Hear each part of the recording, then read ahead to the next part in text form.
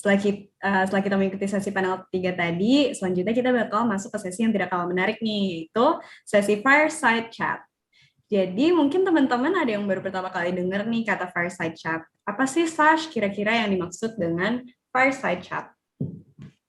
Jadi, fireside chat adalah sesi diskusi santai selama 30 menit yang dipimpin oleh tokoh-tokoh yang sedang naik daun atau mitra komunitas UI Women in Business mengenai wanita, Nira. Dan tentunya untuk mastiin biar diskusi kita lebih mantep lagi, kira-kira kita punya siapa, Nira? Oke, kalau hari ini tuh tamunya seru banget untuk fireside chat, yaitu ada Kak Kania Sari sebagai Human Resources Partner dalam Pressure Pumping se-APAC atau Asia Pacific dari Baker Hughes. Welcome, Kak. Hai, Kak. Jadi siapa nih yang belum pernah dengar tentang Baker Hughes? Jadi Baker Hughes adalah perusahaan asal Amerika Serikat yang bergerak di industri energi. Untuk sesi fireside chat hari ini, Kak Kania Sari akan membawa presentasi yang bertema Life, Work, Life, a Path-Setting Journey. Jadi tanpa berlama-lama lagi, kepada Kak Kania Sari, kami persilahkan waktu dan tempatnya. Oke. Selamat sore semuanya. Terima kasih waktunya, terima kasih juga untuk kesempatannya.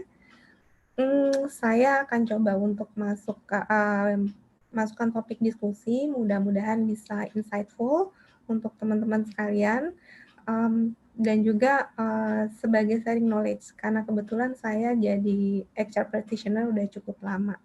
Nah, kalau dilihat dari title-nya itu sendiri, life, work, life ya. Jadi ada 3 komponen tuh di situ. Ada kehidupan kita, ada pekerjaan kita, dan ada hidup yang kita jalanin gitu ya. Nah, kalau misalnya teman-teman pernah dengar kata-kata work-life balance gitu, kalau jadi kan kayak kita mesti bagi antara hidup kita sama kerjaan kita supaya seimbang. Nah, kalau lihat dari kondisi yang ada sekarang, dengan everything is already interconnected, itu kayaknya udah mau expire definisi work-life balance itu. Jadi lebih ke work-life integration. Nah, work-life integration itu sendiri adalah kayak bagaimana kita bisa menyatukan kerjaan kita, atau kita bisa menerima kerjaan kita sebagai bagian dari hidup kita. Jadi nggak yang akhirnya jadi keburu-buru, kerjaan nggak selesai-selesai, kita nggak bisa bagi waktu, nggak kayak gitu. Tapi kita bisa menyatukan antara kapan kita mau memprioritaskan kerjaan ini, kapan kita mau jawab emailnya dulu, tapi nggak diselesaiin tugasnya nanti aja karena we have other priorities. Nah, itu adalah satu journey. Makanya tadi di judulnya saya bilang it's a path ya, it's a LWL path deh gitu. Ini adalah perjalanan hidup kita, karena kan kita kerja juga bagian dari hidup kita sendiri. Nah, kalau misalnya kita bisa menyelaraskan antara kehidupan kita, social life, work life, harusnya kita nggak akan stres-stres amat ya, karena kan kita tahu kapan kita mesti memprioritaskan yang di rumah, kapan kita mesti memprioritaskan yang di kerjaan atau yang di kantor. Nah, jadi I think it will be useful if we take a look at this topic, and then maybe ada beberapa hal yang kita bisa pakai gitu moving forward ya untuk teman-teman sekalian. And then the next slide please. Nah, bagaimana caranya kita untuk mengeset path kita? Basically, this is a journey ya. Jadi nggak mungkin bisa, oh ya nomor 1 udah checklist, sekarang masuk ke nomor 2, nggak bisa. Pasti ini ada satu flow yang kita jalanin, karena kan kita kerja juga di dalam hidup kita sendiri. Nah, itu juga makanya kalau nulis cuma tinggal 1, 2, 3 poin, tapi kalau dijalanin ini bisa lama banget. Bisa mungkin we have our insight itu by kira-kira in our 30s, even in our 40s gitu ya, kan orang beda-beda. Tapi basically how to set your life, your LWL path ini adalah pertama kita harus tahu sendiri, kenali dulu diri kita sendiri, terus udah gitu kita ngeh dengan what happens around us. Ngeh tuh apa bahasa Indonesianya? Tapi bahasa Inggrisnya awareness maksudnya. So basically we're aware about what happening in the surrounding. Terus juga kita open mind. Karena apa? Karena everything will always be changing. Apalagi kondisi sekarang ini ya, anything could happen dan anything could happen very fast gitu. Kita langsung aja coba untuk masuk ke poin yang pertama, bagaimana sih caranya kita untuk mengenali diri kita sendiri. Okay, next slide please. Nah, kalau misalnya kita mau mengenali diri kita, basically it's only two things. Seperti yang tadi saya bilang, kalau cuma ditulis sih kayaknya dikit banget ya, tapi kalau dijalanin ini agak-agak susah juga dan agak-agak perlu our consistency to do that, to accept that about who we are. Karena kan kadang-kadang kita tahu ya kita tahu kalau kita salah, tapi it's very difficult to accept. Well, that's one thing lah ya. Nah, basically if you want to try to learn how to know yourself, pertama you have to know your vital. And then after that you know your anti-20. What is vital? Vital itu basically ini akronim. Jadi kita mesti tahu dulu apa yang kita anggap penting, value apa yang kita pegang di dalam hidup kita. Tapi ini beda dengan norms ya, dengan norma. Jadi before you want to try to learn how to know yourself, we have to put aside dulu yang namanya norma. Norma itu adalah kayak aturan sosial, mungkin kita diajarin sama orang tua kita, mungkin kita belajar dari guru di sekolah dulu ya. Jadi kita tahu bahwa kalau PR tuh harus dibikinnya malam-malam buat PR besok, jadi nggak boleh dibikin last minute misalnya kayak gitu, itu norm. Nah, kalau misalnya ada teman-teman yang pernah tahu kata super ego, nah itu juga part of the norm. Nah itu kita park dulu. Kenapa? Karena kalau misalnya kita pakai norm untuk mengakses diri kita, pasti kita akan ada guilty feeling, kita akan ada kayak regret gitu. Akhirnya kita nggak kenal-kenal kita ini siapa. Nanti kalau misalnya kita udah know our vital, we need to put back the norm again. Karena kan kita juga mesti tahu konteks ya, jangan sampai kita jadi have no manner atau have no or being ignorant gitu. Nah, norm itu salah satu gunanya adalah sebagai reference atau sebagai pagar gitu, supaya kita nggak bablas. Nah, kita balik lagi nih, normnya udah kita park, habis itu kita cek our vital. Pertama adalah kita cek value kita. Apa sih hal-hal yang menurut kita penting? Ya, for example, my dad itu pass away karena merokok gitu. I came from the generations yang merokok itu very masculine deh. Kalau nggak ngerokok nggak keren. Zaman dulu saya kayak gitu waktu kecil. I was brought up in that value, in that norm ya. Tapi my dad passed away because of smoking. So my own value itu saya nggak akan ngedep smoking. Gitu. Karena saya tahu bahayanya, saya tahu impact-nya, I know what it did to my life, gitu. I lost my dad because of that, kayak gitu ya. Nah, jadi know the V stands for value, that is the value that you learn yourself, atau kita lihat dari pengalaman orang lain, atau yang kita alamin sendiri, gitu. Itu satu poin. Terus udah gitu I-nya adalah interest. Interest itu adalah hal-hal apa aja sih yang kita bisa lakukan dengan very passionate. Kita nggak usah mikir kalau kita udah berkarya, istilahnya kayak gitu. Nah, kayak misalnya mungkin we were very fun of sketching. Kita nggak usah mikir, tahu-tahu kita dapat ide aja kita bisa sketch. Atau enggak, we're very fun of talking with people. Have a public speaking session kayak gini. Nggak usah ada pakai keynote atau cue card, tapi kita udah bisa deliver the material. Now that's the one that will be your point of interest, gitu. Nah itu yang kita mesti cek juga, karena berarti itu adalah hal yang menjadi passion kita. Kemudian T itu temperamen. One of the thing that you have to know yourself adalah whether you introvert atau extrovert. Kalau lagi kerja senangnya silence atau mendengar lagu. Kalau dengar lagu pun juga senangnya lagu yang heavy metal gitu ya, atau yang klasik. Nah itu adalah how to part of the thing that you have to know when you want to know about yourself. Kenapa? Karena this will go to the next acronym which is around the clock. Itu akan membantu memahami kapan kita bisa lebih produktif. Around the clock tuh maksudnya Are you a morning person atau a late person or even a very last minute person? Kapan waktu di sepanjang hari itu yang kamu paling bisa produktif? Nah, itu juga pasti akan menjadi poin juga untuk checklist kita bahwa, oh kalau misalnya saya lebih produktif di sore hari, makanya buat PR, misalnya anak sekolahnya, buat PR di besok harinya saya akan bikinnya sore, bukan bikin pagi-pagi last minute gitu. Itu juga akan berhubungan nanti dengan arrangement waktu, terus juga dengan managing priorities kita. Then the last point in the vital is L. L itu life mission, goal. Apa yang kita mau capai di hidup kita. Kita mau kerja, misalnya kita mau kerja di kantoran gitu. Tujuannya buat apa sih? Mau cari duit kah? Mau cari karir kah? Mau cari pengalaman? Mau cari jodoh? Whatever. Macam-macam. Dan itu berpulang kembali ke kepentingan kita atau kebutuhan kita. Makanya tadi saya bilang norms-nya di-park dulu. Kalau misalnya nggak di-park, terus udah gitu kita mau mau apply for a job misalnya gitu, terus dibilang kamu baru fresh graduate kok udah mau cari duit banyak, mestinya kamu cari pengalaman dulu dong gitu. Nah berarti kan padahal it was not our needs misalnya ya, dan itu sah aja karena kan masing-masing orang beda.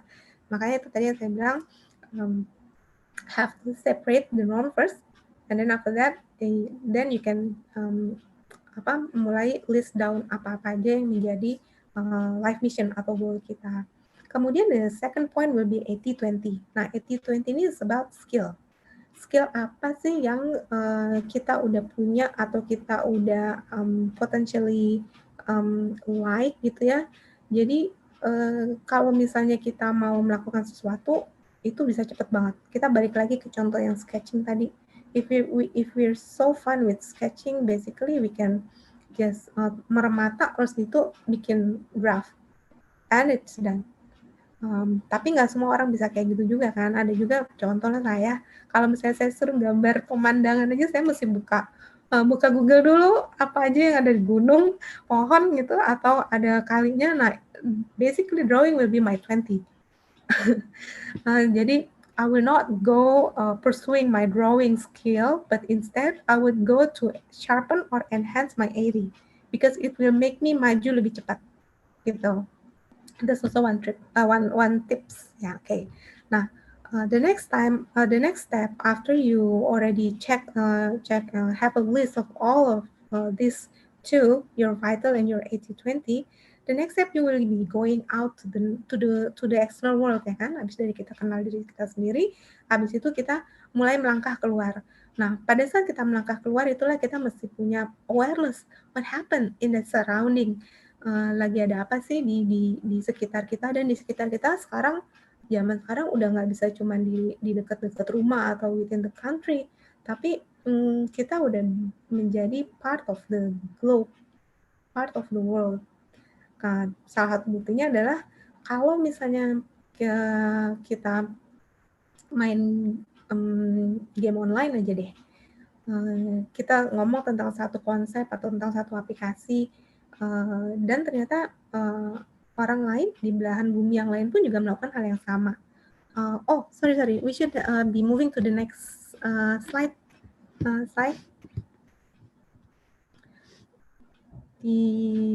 Okay. Nah, jadi kita tahu bahwa everything is basically interconnected, nggak cuman at the country level, tapi juga kalau misalnya ada teman-teman yang sempat masuk di dunia kerja dan di perusahaan tempat bekerja itu ternyata ada cabang di negara lain, basically we're talking the same page, we're talking about the same thing ya kan. Jadi teknologinya pun sama, kita sharing the same apps juga, kita sharing the same business model juga. Kalau misalnya kita lagi ngobrol sama teman kita di country lain atau di region lain, terus kita bilang, sorry ya, I have to order my car first gitu. Kita tahu bahwa ini lagi mau ngojol nih, lagi mau order ojek online. Dan di sana pun juga tahu gitu ya. Bukannya di sana juga nggak akan bilang bahwa wah ini temen gue dari Indonesia kaya banget nih, dikit-dikit order mobil gitu. Bukan mau beli mobil, tapi mau we're talking the same business model. So basically everything start to interconnect. Kalau misalnya kita bilang ini sekarang lagi hujan tapi hawanya panas banget. It also happen at the rest of the world gitu. Dan kalau misalnya tadi saya balik lagi ke contoh saya tentang my value of smoking, I'm pretty sure that there will be people in the other part of the earth who also agrees with my value. Jadi ada share value juga yang saya juga share dengan orang lain yang tidak terlalu keen terhadap merokok gitu ya. Now these situations, like it or not, itu adalah part of being a global citizenship. Jadi kita udah bukan kita secara functional, secara struktural kita masih warga negara Indonesia, kita masih rumah di Pulau Jawa gitu ya. Tapi by functions we basically part of the world, part of the globe gitu. Jadi if in the next slide please. Jadi mudah-mudahan saya nggak terlalu cepat. Kalau misalnya kecepatan sih, mudah-mudahan masih sempat ada waktunya untuk nanya nanti ya. Oke, jadi tadi kita ngomong soal we being part of the world. Nah itu bukan kita sebagai individual aja, tapi juga banyak other entity kayak misalnya organization kah, corporation kah, they also sharing the same value gitu.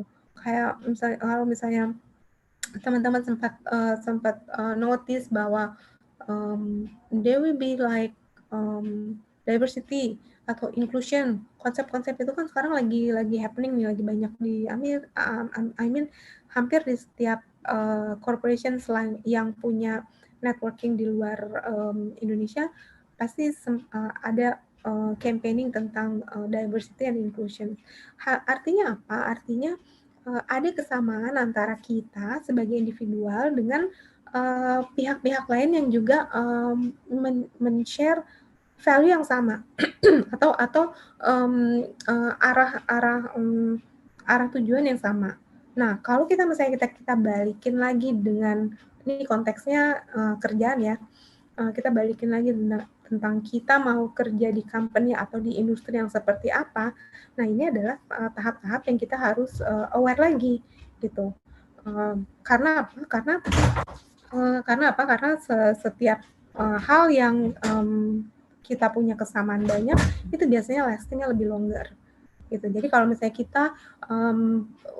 kita mendapatkan satu tempat kerja atau satu corporation, satu organisasi yang sharing the same value with us atau sharing the same vital with us, most likely our relationship juga akan last longer. Karena apa? Karena kita punya vital yang sama, we're working on the same frequency gitu.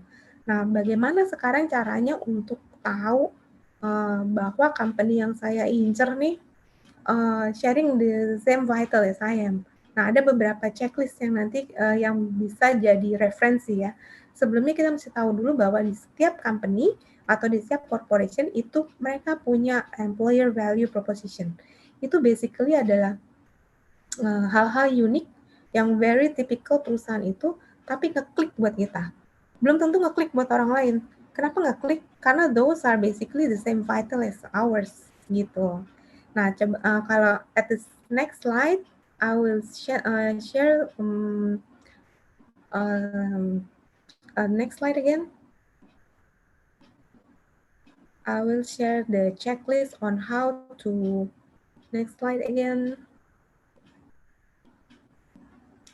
on how to istilahnya melihat kesamaan antara kita, nilai-nilai kita dengan nilai-nilai dari satu perusahaan. Pertama kita cek dulu, ini perusahaan ini ada tujuannya nggak sih? Ya pasti tujuannya pasti bisnis ya, tapi at least ada long term existence-nya nggak? Dia tuh tujuannya buat apa? Kalau misalnya kita pakai example dari my employer sekarang ya, Baker Hughes. Ini Baker Hughes kan pada dasarnya kan perusahaan untuk eksplorasi migas gitu. Jadi kita gali daratan ataupun laut untuk mengambil sumber minyak bumi. Habis itu kita salurkan kepada customer kita, nanti akan diolah menjadi sumber energi entah itu bahan bakar atau yang lainnya gitu. Nah, tapi di di di Baker Hughes sendiri juga ada purpose yang menyatakan bahwa kita tahu bahwa sumber daya itu bisa habis ya, namanya juga sumber daya alam pasti bisa habis. Nah, akhirnya apa yang harus kita lakukan untuk bisa mempertahankan sumber daya itu supaya tetap ada sumber energi di planet bumi ini. Nah, itu adalah contoh dari company purpose yang bisa jadi checklist buat teman-teman. Dan kemudian adalah value dan identity-nya. Corporate value seperti apa? Apakah sangat berorientasi pada people, sangat berorientasi pada surrounding, sangat berorientasi pada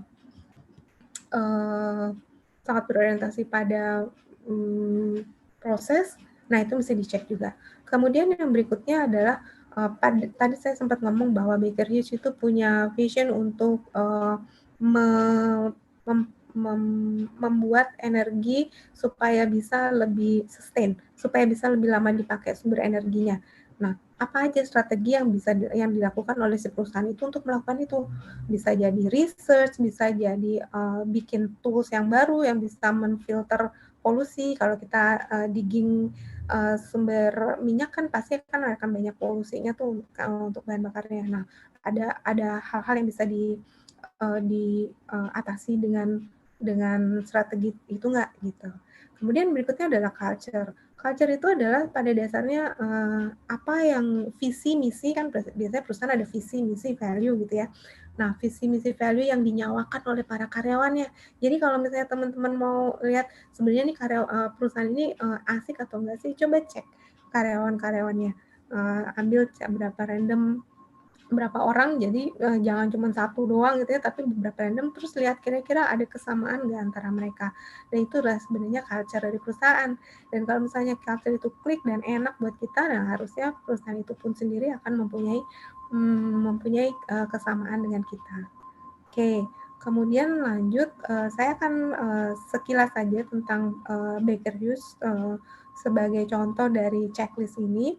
Kita tadi udah sempat ngomong bahwa Baker Hughes itu adalah, next slide please, energi teknologi company. Maksudnya, next slide again, thank you.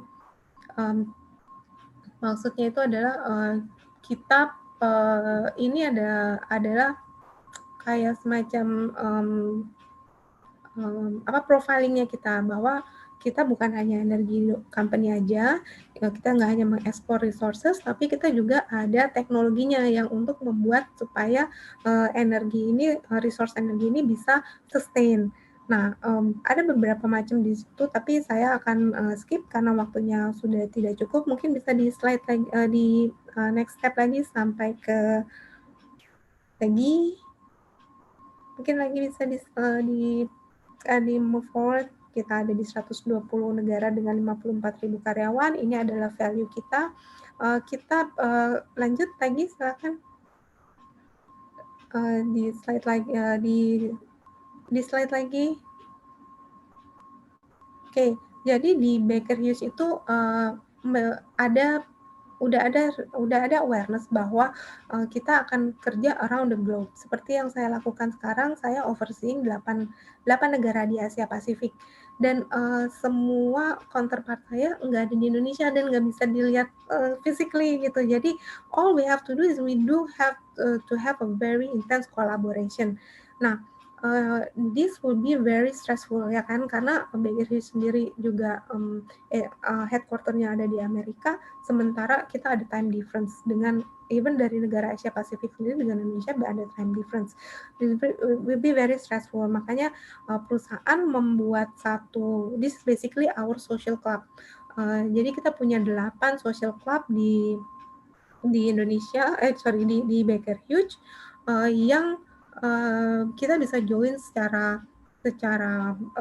sosial tergantung dengan minat kita apa, dan basically kita nggak membahas tentang pekerjaan di sini, tapi lebih ke mental dan well-being. Itu juga merupakan salah satu checklist dari employer value proposition yang bisa jadi pertimbangan apakah environment seperti ini yang cocok untuk kita bekerja.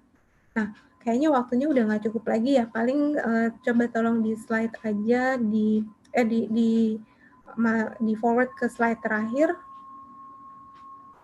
Ya, ini adalah produk company kita dan kita ada di Twitter, ada di Facebook, ada di LinkedIn. If you guys want to know more about Baker Hughes, please feel free to do that. Ya, saya kembalikan lagi kepada moderator. Thank you so much for the time. Yep. Oke. Terima kasih banyak Kak Kania Sari atas pemaparannya tentang Live Work Life atau LWL Path. Ini juga aku baru tahu banget nih tentang LWL dan aku yakin seluruh peserta di sini juga banyak yang belajar tentang hal baru dari Kak Kania Sari.